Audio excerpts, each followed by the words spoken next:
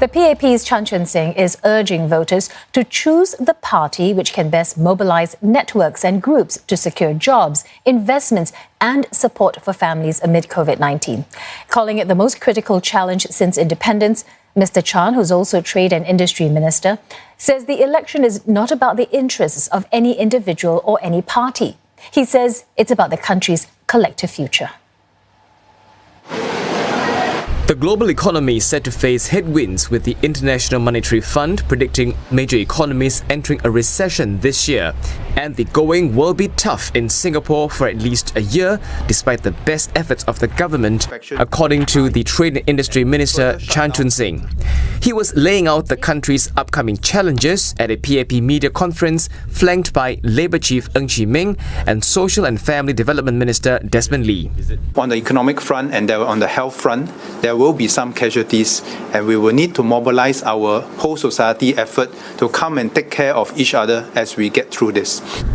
External demand will remain weak with an uneven recovery. Mr. Chan says sectors like manufacturing, retail, exhibitions are set to be slow, and that will mean more job losses. At the same time, Mr. Ng, who's leading the PAP's Sengkang GRC team against the Workers' Party, is promising to marshal the entire tripartite system, including business leaders and the labour movement, to help workers. On top of subsidising wages, there'll be more training for workers and some 100,000 job opportunities. And they also want to bring more job fairs closer to the heartlands. These fairs provide residents really with a one-stop place to browse through job opportunities that are sometimes even convenience for 3 kilometers of their living area, so that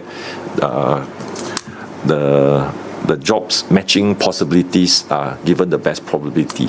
But the government has put together concrete plans to create jobs, to do the necessary skills matching with our tripartite partners.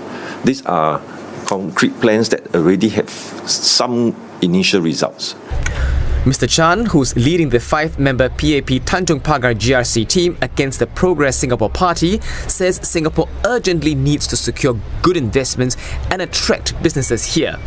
And that's to create good jobs amid a global economy that's shifted because of COVID-19. So we must continue to make sure that we have critical capabilities that the rest of the world needs. This includes biopharma, the medicine production, ICT, semiconductors, petrochemicals, and even banking and finances. Only when we are a trusted hub, a safe harbour where people are prepared to put their investments down here and exchange with us the products and services that we need, will we be able to secure our lifelines. But help must come from other fronts. The PAP is also pledging to mobilise various groups to give social support. For one, Desmond Lee, who's also contesting at West Coast GRC against the PSP, says Comcare is now responding faster to cases to help low-income families. New applications have increased by about 30% compared to the same period last year. An average of about 4,000 new Comcare applications have been approved each month, even if you provide financial support, but the will of an individual and family is broken by the stresses and strains. That will be a barrier to them. And that's why the party's vowed not to let up on strengthening its community networks to address mental health, marital and family issues. Still, Mr. Chan says the PAP is committed to doing what he calls serious things, not just during an election, but for the long term.